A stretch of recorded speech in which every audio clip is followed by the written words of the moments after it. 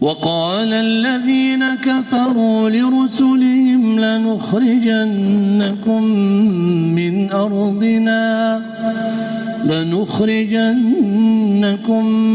أرضنا أو لتعودن في ملتنا فأوحى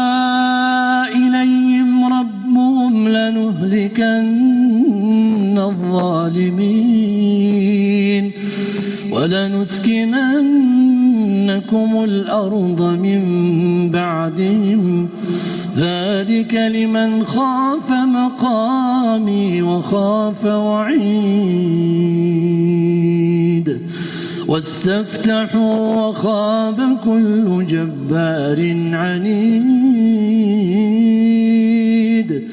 من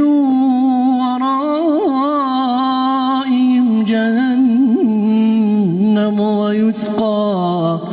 ويسقى من ماء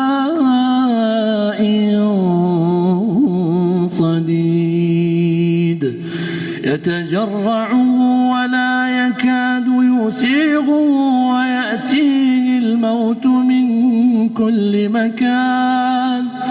ويأتيه الموت من